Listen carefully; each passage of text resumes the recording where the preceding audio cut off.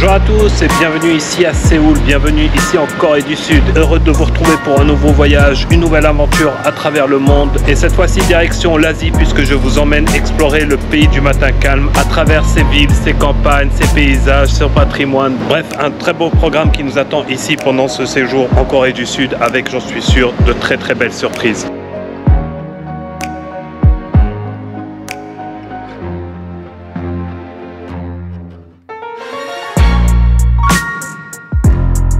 Et dans cet épisode, je vous propose de découvrir ensemble la ville de Séoul, métropole de près de 25 millions d'habitants, soit près d'un habitant sur deux ici en Corée du Sud. Nous irons bien sûr nous balader à travers ces différents quartiers, ces différentes ambiances, ces différents marchés. J'espère que vous êtes installés confortablement. C'est parti!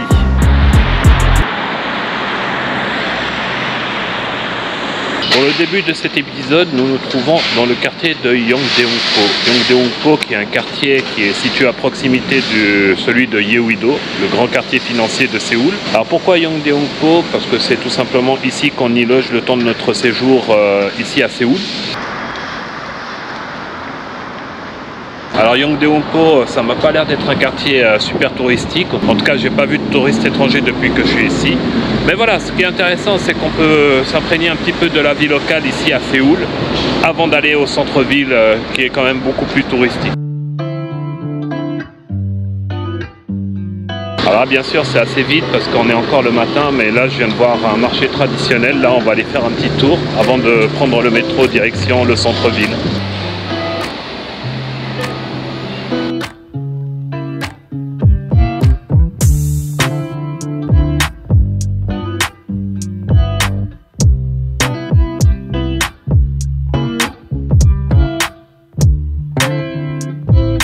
Alors comme vous voyez, il n'y a pas foule en ce moment parce que c'est le matin, les commerces viennent juste d'ouvrir à l'instant.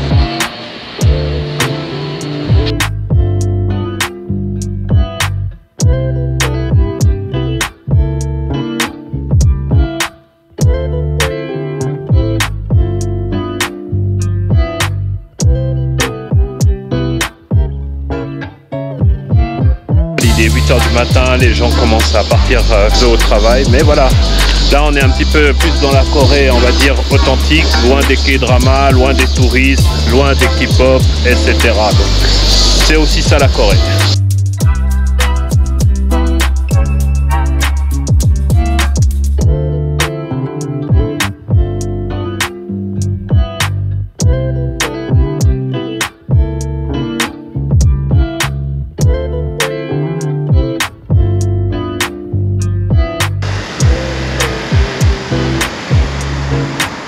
Et voilà, après 30 minutes de métro, nous voici arrivés à destination. Bonne arrivée ici dans le quartier de Myeongdong, situé au centre-ville de Séoul. Donc Myeongdong, c'est le principal quartier commercial de Séoul, mais c'est aussi le principal quartier touristique, puisqu'on retrouve pas mal de sites touristiques à visiter tout aux alentours du quartier.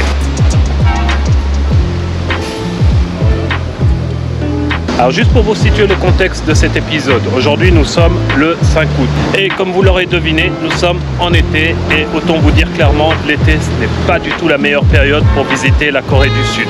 Pourquoi? Parce qu'il y fait chaud, mais surtout il y fait extrêmement humide. Et du coup ça rend la visite beaucoup moins confortable, mais malgré tout c'est possible de visiter la Corée en été et pour ça il faut prendre certaines dispositions. Et parmi ces dispositions, il faut être super matinal, profiter de la fraîcheur relative du matin pour pouvoir visiter les sites extérieurs, se balader en ville et garder l'après-midi pour tout ce qui est activités indoors, par exemple les shopping malls, les musées, etc.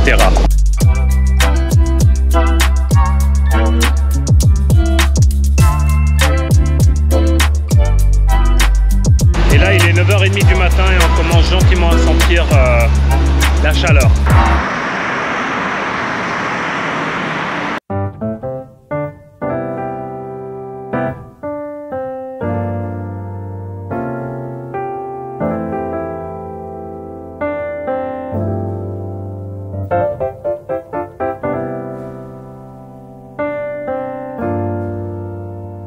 Et hormis les magasins et les boutiques, ce qui est vraiment sympa ici à faire à Myeongdong, c'est se balader dans les rues piétonnes qui sont animées de jour comme de nuit.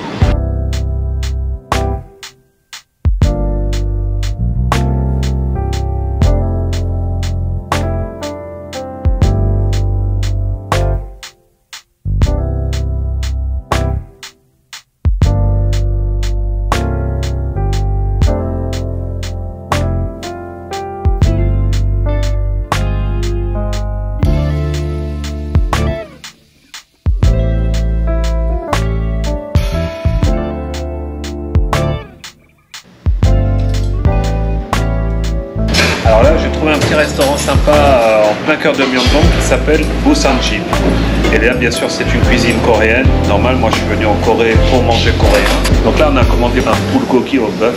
C'est un plat traditionnel. Et là, nous avons aussi un plat très populaire ici en Corée qui s'appelle les tteokbokki. Et autre plat, c'est le bibimbap.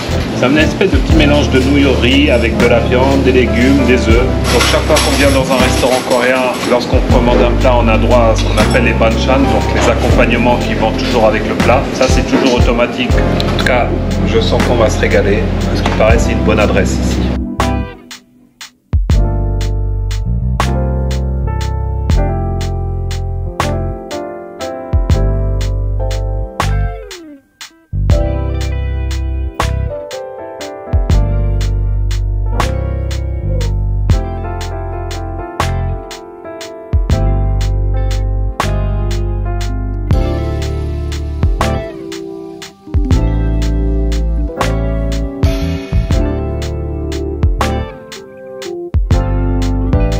Alors malgré la chaleur, la visite de Séoul continue. Là, nous sommes dans le quartier de Insadong, qui est un autre grand quartier touristique de Séoul, avec sa rue piétonne, ses boutiques. Bref, ça reste un endroit toujours sympa pour se balader.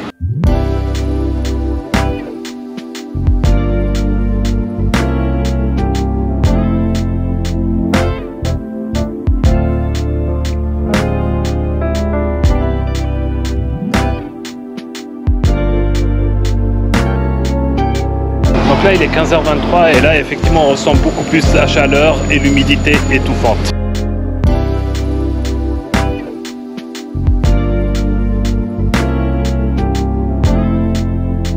Par contre, lorsqu'on rentre dans un magasin, un restaurant, un café, là il faut la clim à fond. C'est bien qu'on a des variations de température assez extrêmes tout au long de la journée et c'est jamais bon quoi.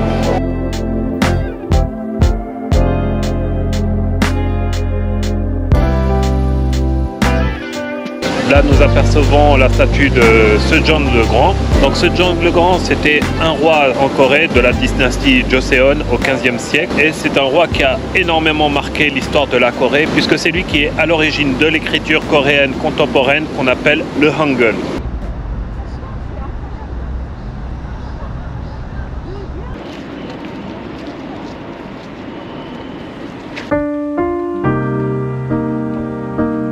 Alors là, nous sommes devant l'un des joyaux de l'architecture traditionnelle coréenne, c'est le palais de Gyeongbokgung, qui est un des palais, voire le palais le plus visité ici à Séoul. Donc c'est un palais qui a été construit à la base en 1394 sous le règne de la dynastie Joseon, donc une des dynasties qui a marqué le plus l'histoire de la Corée, du 14e jusqu'au 19e siècle. Et au courant de son histoire, ce palais a été plusieurs fois détruit, mais également reconstruit, agrandi. Aujourd'hui, c'est devenu un immense complexe historique ici à Séoul, avec ses nombreux bâtiments, ses nombreux jardins, ses plans d'eau.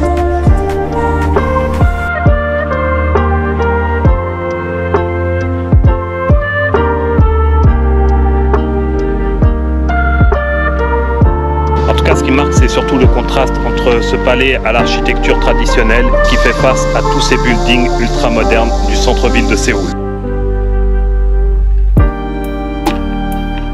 Donc là, après le palais de Gyeongbokgung, un autre haut lieu touristique ici à Séoul à visiter absolument, c'est le Bucheon Village. Donc il s'agit d'un ancien quartier traditionnel qui est constitué de hanok. Donc les hanoks, c'est des maisons traditionnelles coréennes.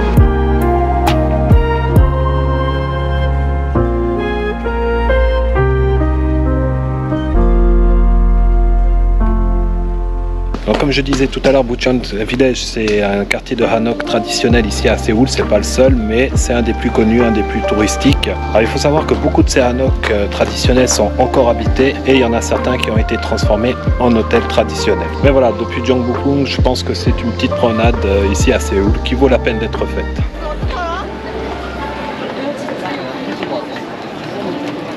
Voilà, retour ici à Myeongdong et du coup là comme il est bientôt 6h, ils ont même sorti des stands de nourriture et je crois que je vais aller faire un petit tour.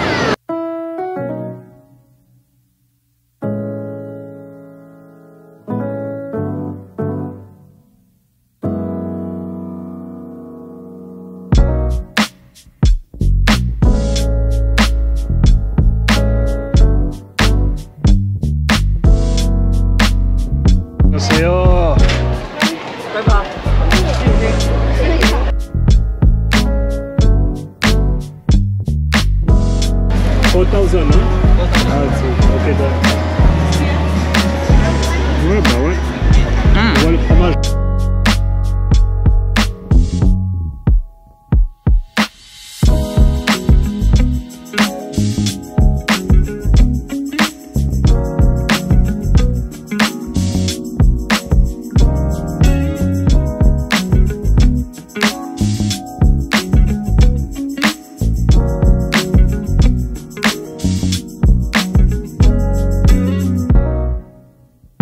Donc là nous sommes au métro et en fait ce qui me frappe ici à Séoul c'est que chaque station de métro en fait c'est presque un centre commercial à elle tout seul.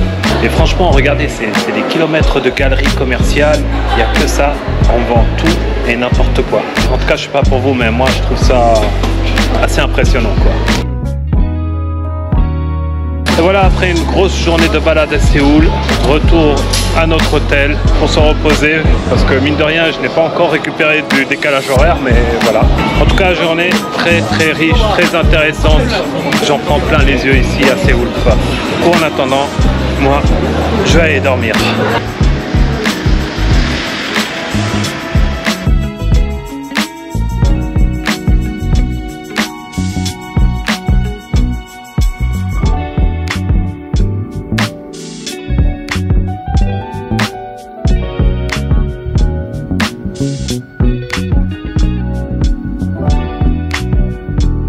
Et nous voici ici à Itaewon. Itaewon, c'est un peu le quartier qui est connu pour sa vie nocturne, mais c'est surtout un quartier très cosmopolite ici à Séoul. Et c'est ici dans ce quartier que nous allons déjeuner. Il y a un restaurant qu'on m'a particulièrement recommandé.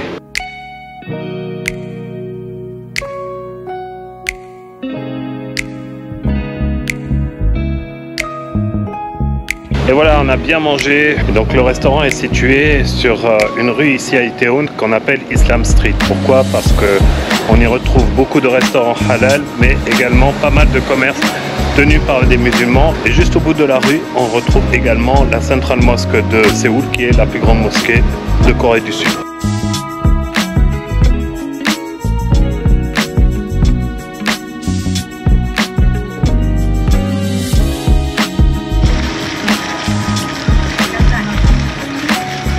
Alors, changement de quartier, nous sommes à Dongdaemun. Dongdaemun qui est connu notamment pour son énorme centre culturel qui s'appelle le Design Plaza et également pour son grand marché. Et je vous propose d'y aller faire un petit tour.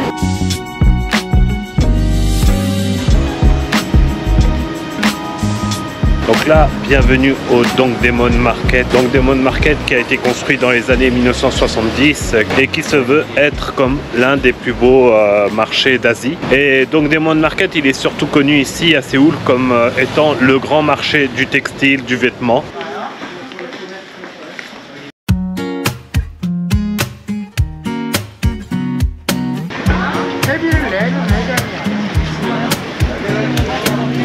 Et comme la plupart des grands marchés ici en Corée du Sud, on retrouve les stands de nourriture. Et ici, apparemment, on mange un des meilleurs poissons grillés de la ville.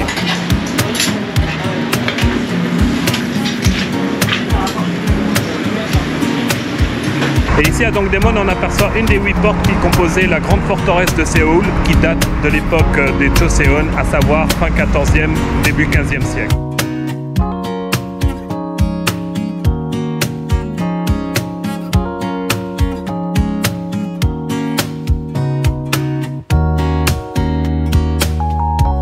Après le marché de Dongdaemun, direction un autre grand marché de Séoul, très connu celui-ci, celui de Namdaemun.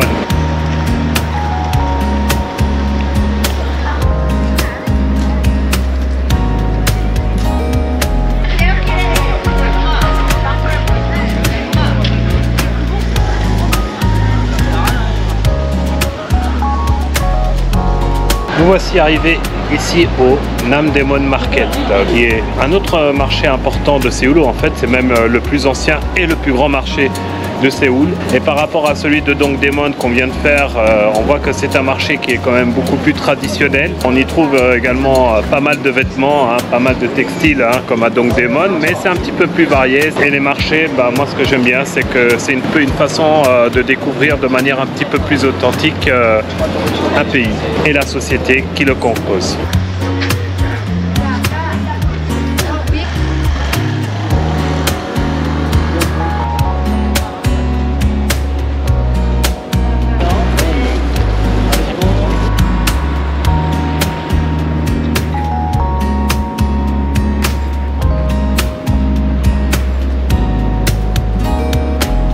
là nous sommes devant une autre des 8 portes historiques de la forteresse de Séoul, Namdaemun, ce qui veut dire en coréen la porte du sud.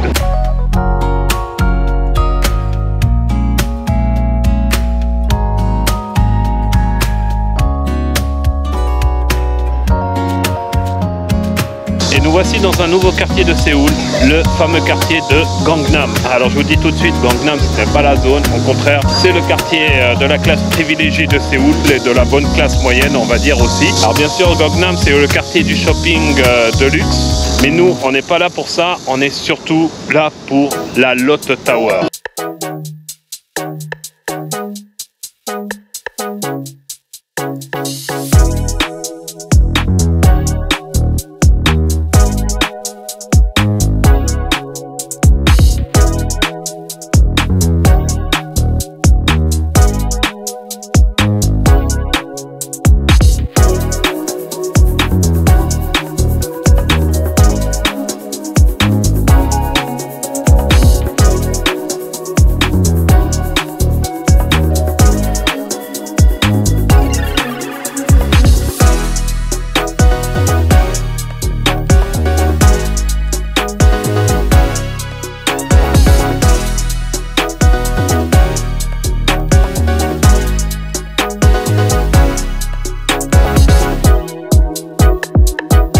Donc là nous avons pris le téléphérique depuis Myeongdong pour arriver ici au pied de la N-Seoul Tower, qu'on appelle également la Namsan Tower. C'est en fait à la base d'une tour de télécommunication qui fait à peu près 237 mètres de haut. C'est aussi un excellent point d'observation de toute la ville, de toute la métropole de Séoul. Et je vous jure, déjà rien que la tour elle est impressionnante, mais déjà la vue elle est magnifique. Et en plus là c'est la fin de la journée et je pense que c'est le meilleur moment de la journée pour venir ici à la N-Seoul Tower.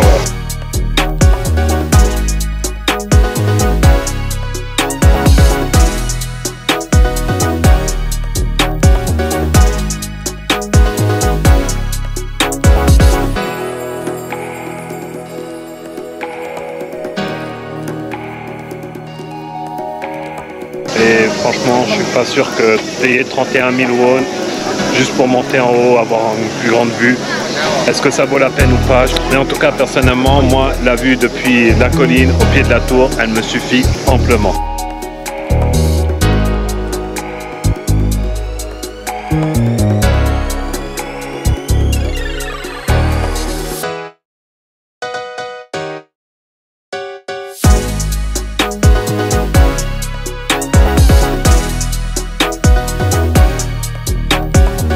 Voilà, retour ici à Myeongdong.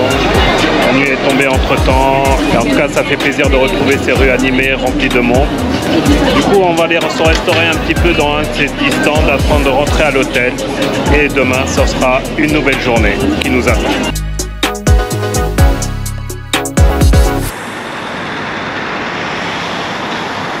Alors là, je vais vous montrer comment marchent certains parkings en Corée du Sud et je vous jure, c'est super ingénieux. Donc là, nous avons l'entrée du parking. Comme vous voyez à l'intérieur, on voit les voitures qui sont rangées. Et regardez comment elles sont rangées les voitures, on dirait presque une bibliothèque. Donc là, je mets les 4 derniers chiffres de la plaque d'immatriculation de ma voiture de location. Hop, ok. Et là, regardez.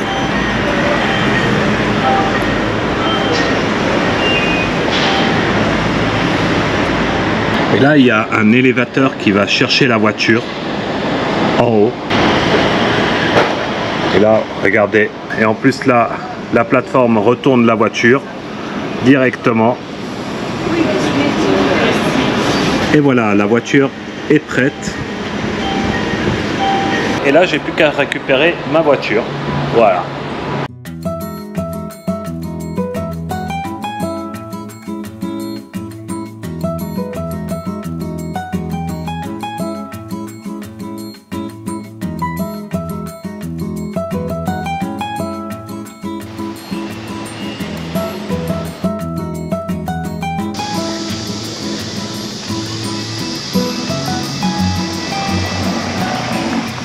Et voilà pour la fin de cet épisode, nous avons quitté Séoul pour arriver ici à Jeonju. Jeonju situé à 200 km au sud de la capitale. très connu notamment pour son village de Hanok, ses maisons traditionnelles coréennes. Alors c'est sûr que c'est un endroit très touristique ici en Corée, mais je trouve que c'est très joli. En tout cas, ça vaut la peine d'être visité.